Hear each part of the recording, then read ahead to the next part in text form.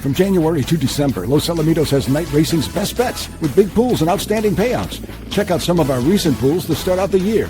The early Pick 4 pool on January 12th had a pool of over $190,000, and the late Pick 4 pool on January 5th had a pool of nearly $150,000. Plus, the traditional Pick 6 also offers big pools every weekend night. Big nights, big fun, and big pools from January to December at Los Alamitos.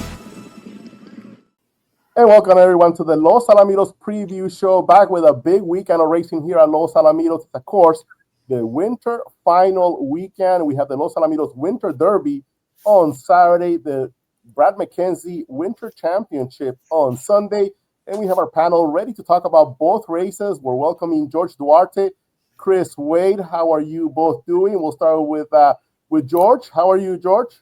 I'm doing good. I'm glad the rain is over, and we're going to have a good fast track for these two grade ones coming up this weekend that look forward to talking about. And it's always good when there's big racing and the best horses are running. It makes my job, I can't wait for 6 o'clock to hit or 7 o'clock for me to get to the track so I can start planning my tickets and getting ready to enjoy some good racing. Yeah, of course. First post on Saturday is 7:05 p.m. First post on Sunday will be 5:35 p.m. Chris, how are you, Chris? Doing very, very well. Got some great programs on tap for you. Got some great racing this weekend, and can't wait to get started here. And great weekend of racing. Absolutely. So I can't wait to get started as well. So let's jump right on it. Here's the field to the Los Alamitos Winter Derby, a Grade 1 event, and full field of 10. So I'll just go ahead and go through all the horses here, and then we'll have your thoughts on the field, on the race. We'll talk a little bit about some of the top contenders here. Of course, we begin with Norco, starting from post number 1, Ed Allred and trainer Scott Willoughby. Scott Willoughby with 99 stakes wins to begin the weekend, just one away from getting 100 stakes wins here at Los Alamitos. Number 2 favorite, Semental. What a nice victory he had in the trials to the Winter Derby. Won from the rail, now moves to post number 2. BGK Stickfield Follies has had some pretty kind of underrated performances, has run nicely in several big races, including winning a trial to the Golden State Million Futurity. Justin Kevin, finalist to the Edberg Million Futurity at 8-1. A Political Bet won the Juvenile Challenge here at Los Alamitos, 12-1, has finished out of the money last 2 outings. Cartel Perry, a horse that I think is going to get a lot of play, trained by Chris Odell, won his trial, the most productive trial. 5 horses came out of that one, ran 30 the Golden State Million Futurity. Train B Taka, 5-2 on the morning line, has done nothing but win here at Los Alamitos.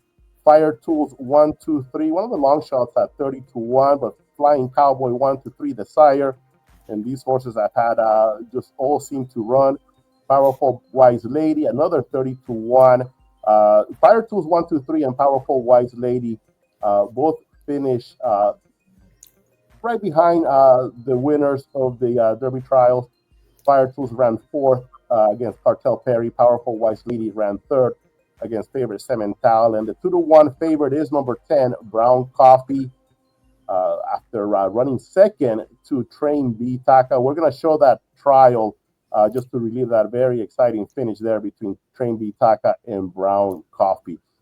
George, your overall thoughts in this trial?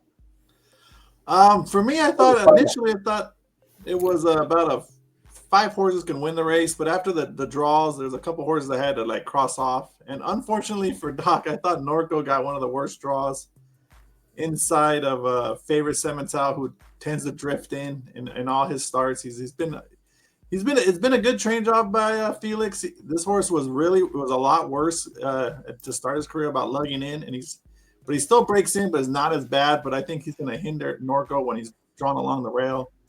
Another one I thought got a negative draw was Justin Kevin, who's a big horse that takes a while to get going, and he draws in between 2 quick horses. So that was another one that I thought had a shot, and then I crossed them off after I saw the post positions. To me, the value in the race is Cartel Perry, like you mentioned. I thought he was my 2 million pick, and he just had bad luck in the trial against Devil's Tower and Dash for Power, and he helped me out last in the trials. I loved him. I loved him at 2-1, and he handled business like I expected him to. And the other two are obviously that can win are the two fastest qualifiers in Train B Taka and Brown Coffee. Brown Coffee was really unlucky to lose. He actually got buyed. When you show the replay, you'll see Brown Coffee actually got buyed Train B Taka, but just Train got the ultimate head bob.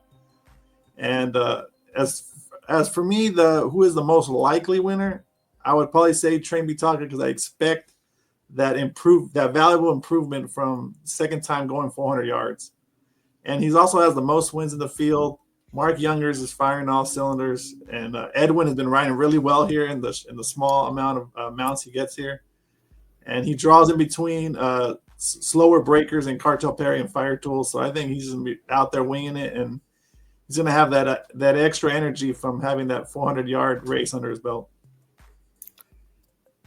A lot of great thoughts there, a lot of talking points as well, George. I'll get right to some of those. But first, let me hear what Chris has to say about this Grade 1 event. Your overall thoughts, Chris? Yeah, wholeheartedly, I agree immensely with George. My top selection is going to be Train B Taka. His horse ran 400 yards last time, was starting out well, and got the ultimate head bob, but he had run left to give. He was under a hand shove, and he galloped out very, very well. So with expected improvement, as noted, Mark Youngers winning it, running on all cylinders, no matter the surface, no matter the distance, no matter the venue, just going great guns throughout the whole racing season. And he's been my top choice. Of course, the horse to the outside, Brown Coffee, lost the ultimate head bob last time. And the outside post has been very, very productive in these big, big races throughout the racing seasons. So give that horse a look here. And, of course, how can I leave off favorite Sam Montal? I wish he had drawn the rail. Both of his victories for me as my prize plays have been from the rail. He drifts in, so he'll have a clear path from the inside. But got to give him a look just because of he's going well. He had run left to give. And, of course, Cartel Perry, drawn against quicker runners. That's the only concern. But we're starting out well last time, and it did produce a nice quality figure on my charts. But the slightest of edges to Train B Taka there at 5-2 on the program in the Winter Derby. Well, let's take a look at that trial, that big showdown between Brown Coffee, who's going to be from post number 2 here, against Train B Taka, going from post number 5.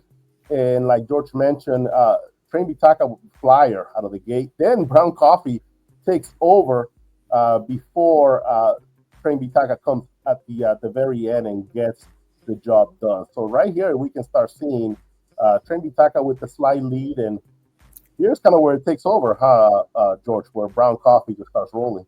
Yeah, he gets the lead about right here, and then like even on the replay, you still think Brown Coffee wins. He's looking ahead, but that he gets the what a head bob by Train B Taka to get up there on the wire.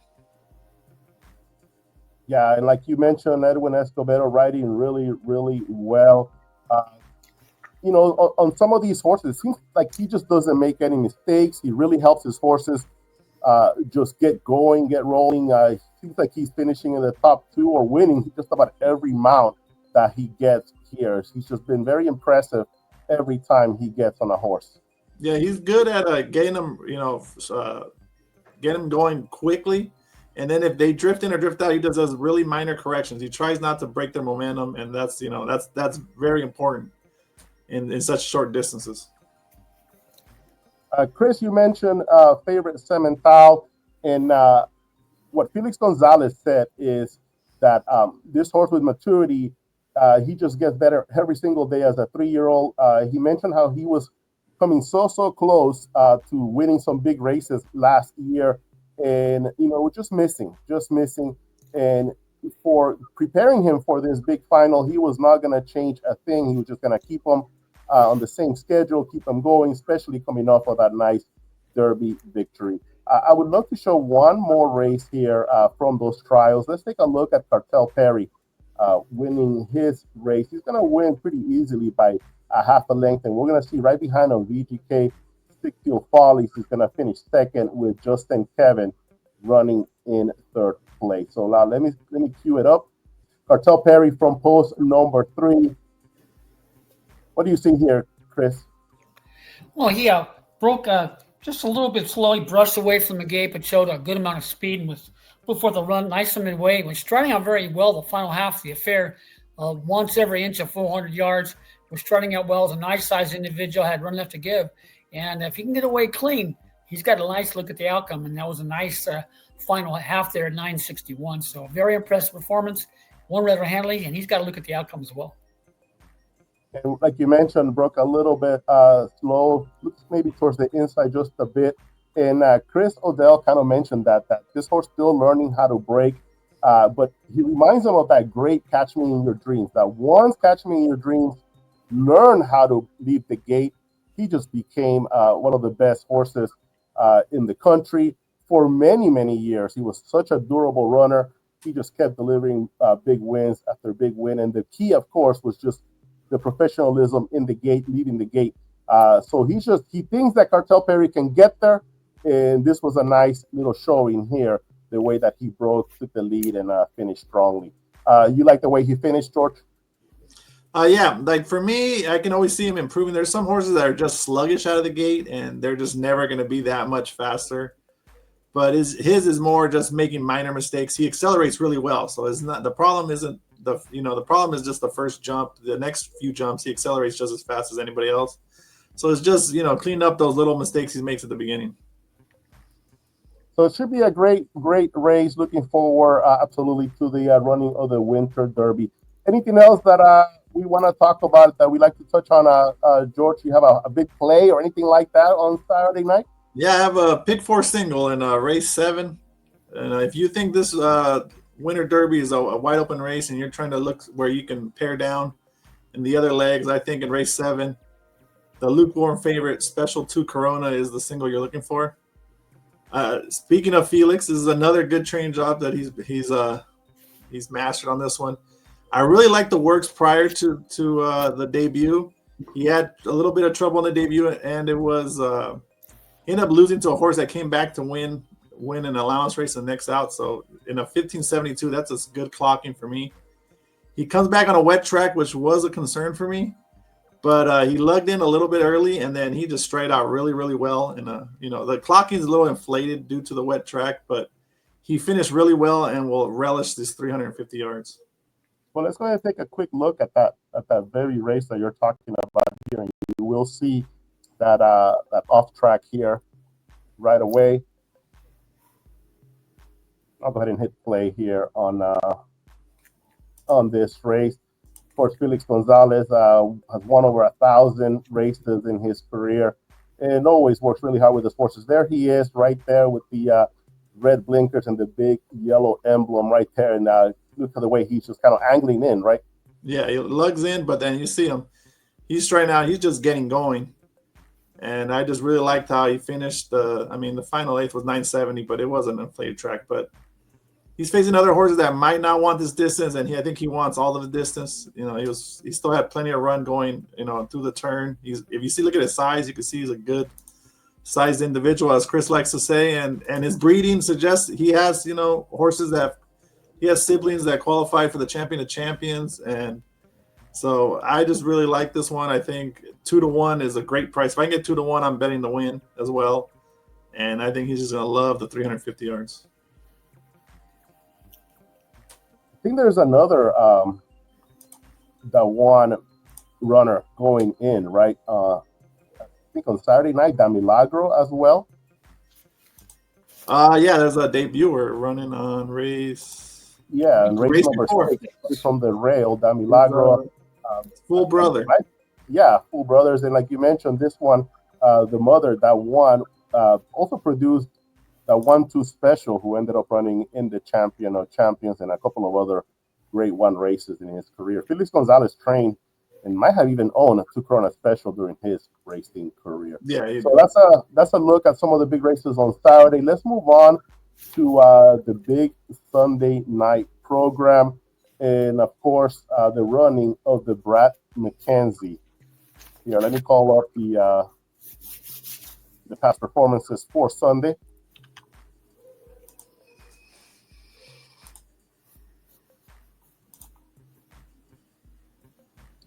And here's the field for the Brad McKenzie. One thing that I want to note is that Scoop Dynasty will be part of this field. Just Good Wine was part of the qualifying list originally, but he is now on a stewards list and ineligible to compete. So Scoop Dynasty comes in and will be part of this field. Here's the gray one, Brad McKenzie, Beduino's favorite, 30 to 1. Jesus Nunez is the trainer. Beduino's favorite out of a tremendous mare by the name of Just Raven that won many big races here at Los Al. Kevin's Weiss Corona, Parsons Ranch, owned and bred, ran third in the Southern California Derby, has been in many stakes finals, greatest stakes finals. Just being a friend, the veteran now, a 6-year-old by Just Being Valiant, will always remember the fact that he ran second in the Los Alamitos 2 million futurity, straight and true for the quarter company. Good, solid performer. Usually has a little bit of a strong little finish there at the end. Edward Verde, I'd like to take a look at that trial. It looked like Edward Verde was not really liking the off track on in that race. Tempting Barbie, a mare. Let's see if a mare can get the job done against these older males. Decent debut, especially the way that she started in her trial performance while qualifying to this race. BP Cartel Policy won 6 of 8 stars last year, has lost the last 2 outings. There's Scoop's Dynasty.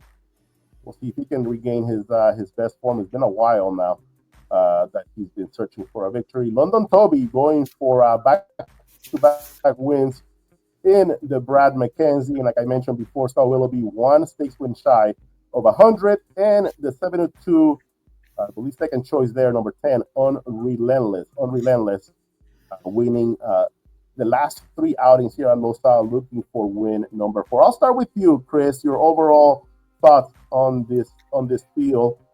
Let's see. Actually, BP Cartel Policy at 5 to 2 is the favorite. London Toby at 3 to 1. Unrelentless at 7 to 2.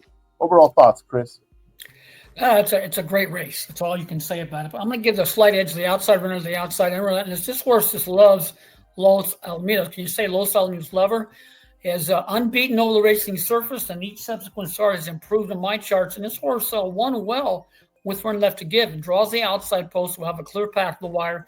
London Toby, not the quickest a foot away from the gate on more than one occasion. Has a big look at the outcome, but unrelentlessly outside. The connections are very good. And a rider always gets him out of the gate. So this horse should have a big look at the outcome there at a nice little price to the outside. Of course, London Toby has a look as well, but I'm going to give a second choice to the 7 BP Cartel Policy. Not the best of beginnings last time, broke a little slow, but finished very, very well. And the horse was very impressive prior, will be my second choice. And of course, London Toby will be my third number in that particular affair. And of course, Kevin Weiss Corner was very impressive, has been there in a number of quality races and won well last time. A bomb of all bombs, the inside runner, Beduino's favorite horse with tons of trouble. The last victory was from where? The rails. The horse has a look to get a piece of pie, possibly at a big price to spice up underneath exotics. But slightest of edges to the outside horse, run Unrelentless. George, same idea? Basically, I would say for me on the win end, it's between the 3 favorites. It's between BP, London, and Unrelentless. I've been selling Unrelentless short, and it's been costing me. He just finds ways to win. He doesn't win necessarily impressively. He doesn't run the biggest clockings, but he just finds a way to win. And last time, he looked beat with a 16th to go, and then Justine asked him right-handed, and he just switched leads, responded, and got up. And he's 4 years old. He's still improving. For me, he is the pick because he's not the favorite. Like if I had to pick one on top, but I think it's between mainly him and London Toby. London Toby, had every excuse to not like the wet track because he's a big one. He takes a while to get going. Typically, they do not like the wet surfaces, and he was actually ahead and got caught by Unrelentless. And I think on a dry track, I think he would have not got caught by Unrelentless. And I think it's a good draw for him that he draws inside of Unrelentless, and Unrelentless gets the 10 post, because I pretty confident that he will break out Unrelentless from the outside post, and that'll give London Toby that clear path, especially with scoops inside of him, who loves to break in. And that's one of the reasons I'm against BP cartel policy. And if I were looking for a price play, obviously I'm going to go with the horse I've been touting before, which is Edberg Verde. And he had trouble at the start, lost his best chance was breaking in front and trying to hold on. So to me, once he wasn't in front, I ignore what happened after, because I know the type of runner he is. He's a runner that wants to be in the front and try to hold on, not a runner that's going to out finish rivals. So he draws in between. He draws outside of a slow breaker and the mare tempting Barbie. So I think he should be fine and will show that gate speed that he didn't get to show last time. Okay, here's actually that trial race.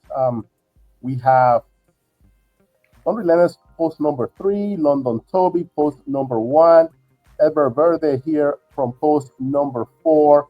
Scoops Dynasty is the outside horse in this trial.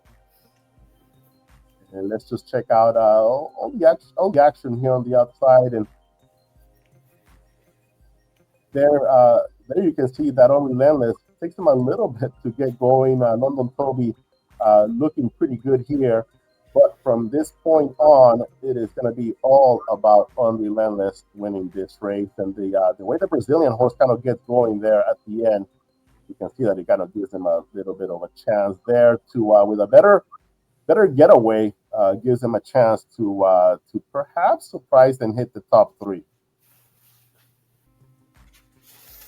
I will be using Edberg in my pick 4, because I cannot have him somehow win and I don't have him.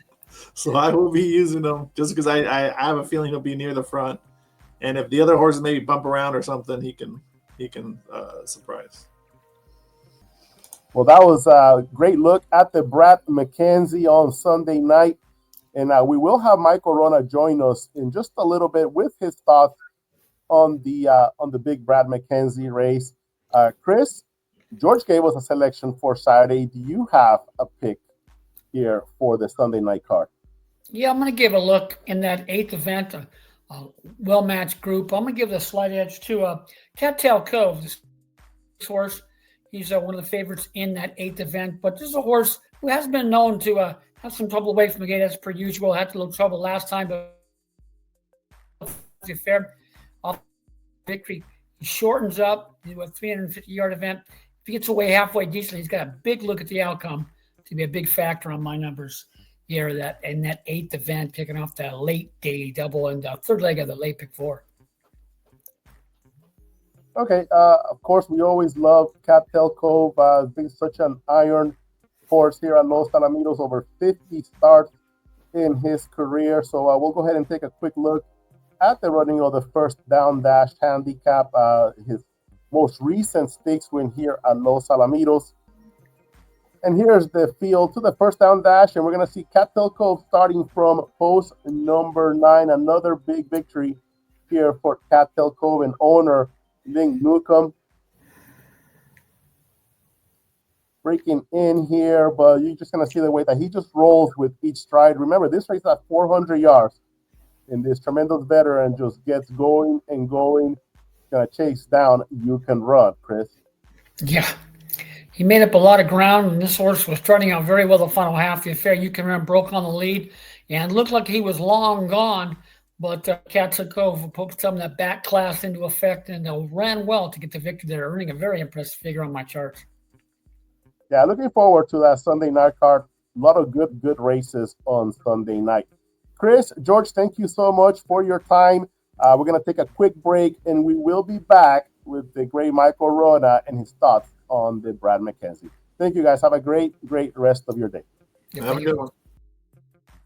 Introducing Rolling A Ranch's newest stallion, Dash a Good Reason, a son of multiple champion Good Reason SA. And a half-brother to champions He's a Dash of Fire and I'm a Fearless Hero. Dash a Good Reason was a finalist in the Grade 1's Los Alamitos 2 Million Futurity and Los Alamitos Super Derby. Dash a Good Reason. And he's ready to shine again in California at Rolling A Ranch. Grab my Dash a Good Reason. With impeccable breeding and success on the track, there are many reasons to book your mare to Dash a Good Reason in 2025. And we're back here for the final segment of this week's preview show. Happy to be joined by Michael Wrona. How are you, Michael? Terrific. Thanks, Orlando. How are you? I'm doing well. We already went through quite some detail on both of the big races here this weekend, but I know you have a good selection here to share with us. And it comes in the Brad McKinzie, right? Yeah, I'm going for last year's winner, London Toby. I just love this post position draw for him. I think it's come up superbly well for London Toby because Scoops Dynasty has a well-documented inclination to break inwards or to drift inwards. Certainly, there's not much chance that he's going to come outwards. That never seems to happen with Scoops Dynasty. And he's drawn immediately to the inside of London Toby. And if you look at Unrelentless, the couple of times it shows in the PPs for him from an outside gate, he tends to possibly drift outwards. I'm looking back at gate. Well, if you look at gate 10 in the Albuquerque race, that Rainbow Derby, he drifted outwards from the extreme outside. And so I just think that London Toby will get a clear path, and I think that's all he needs to be very, very tough to beat. I just see him getting a perfect trip, and we know he's good enough. He did it last year. I think he'll do it again. Yeah, we were talking about this race, and I mentioned that I thought the Winter Derby is a lot more wide open than the Brad McKenzie. I think there's about three really, really strong chances here in the Brad McKenzie. We took a look at the pan shot of this trial involving Unrelentless, who's breaking from post number 3, Edward Verde here from post 4, and London Toby from post 1. So let's take a look at the head-on for this race, just to see how what kind of a performance London Toby had, in pretty much a straight path for London Toby, while Unrelentless kind of went to the inside, and for Verde a little bit more towards the outside. But overall, pretty nice race here from London Toby. Yeah, very solid performance. He has been effective from gate 1 in the past, winning the Spencer Childers from the rail back in July of last year. When he won the Brad McKinzie Winter Championship in February of 2024, he had gate 7 of 9, and he rallied strongly down the middle section of the track. And that's what I think he'll be able to do again here from this excellent post position draw number 9. Yeah, it should be a really good race here for London Toby. I mentioned already that Scott Willoughby is one win away from reaching 100 stakes wins in his career here at Los Alamitos, and London Toby trying to become only the 3rd horse to win back-to-back runnings of the Brad McKenzie. So some history on the line there on Sunday night with the running of the Brad McKenzie. Of course, BP Cartel Policy won the Winter Derby last year, and he's going to try to do the double in the Winter Series as well. So looking forward to what should be a great weekend of racing. Again, first post on Saturday, 7:05 p.m. First post on Sunday, 5:35 p.m. 9 races on tap for the Sunday card. Yeah, you mentioned Scott Willoughby. Did you say he's one away from 100 stakes wins? That's correct, yes. Right. Okay, well, he got a shot with Norco, of course, in the Winter Derby, but probably a better shot, given the post position draws for both of those races, come Sunday night with London Toby. Absolutely. So looking forward again to a great weekend. Thank you so much, Michael. Looking forward to hearing all your calls here at Los Al. Thanks, mate. Ed, of course, called the trials to both of these big stakes races when I was in Australia not too long ago. But obviously, I've watched the trials back and really looking forward to the chance to call the finals of these two very important Grade 1 features. Hey, speaking of Australia, let me throw a quick story at you. Okay. I know you asked me on the show last week about my trip, but I forgot to mention one little thing you'll get a kick out of. I was interviewed on radio down there, pretty extensive 20, 25-minute talk on the radio. And obviously Los Alamitos came up at some point.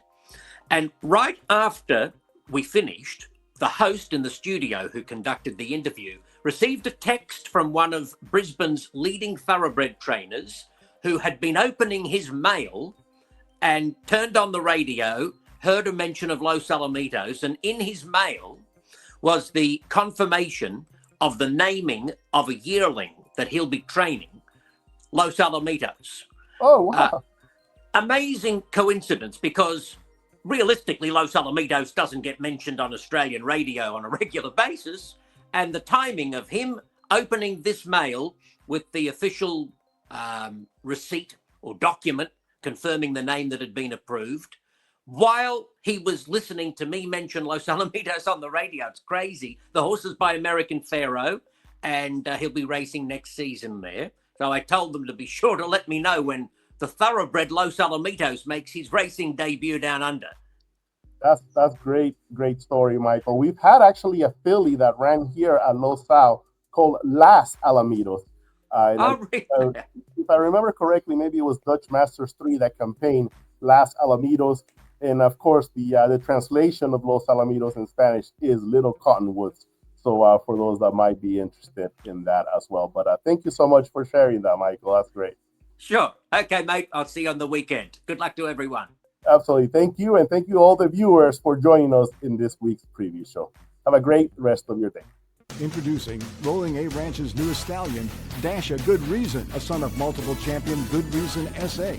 and a half-brother to champions He's a Dash of Fire and I'm a Fearless Hero. Dasha Good Reason was a finalist in the Grade 1's Los Alamitos 2 Million Futurity and Los Alamitos Super Derby. Dasha Good Reason. And he's ready to shine again in California at Rolling A Ranch. Grabbed by Dasha Good Reason. With impeccable breeding and success on the track, there are many reasons to book your mare to Dasha Good Reason in 2025.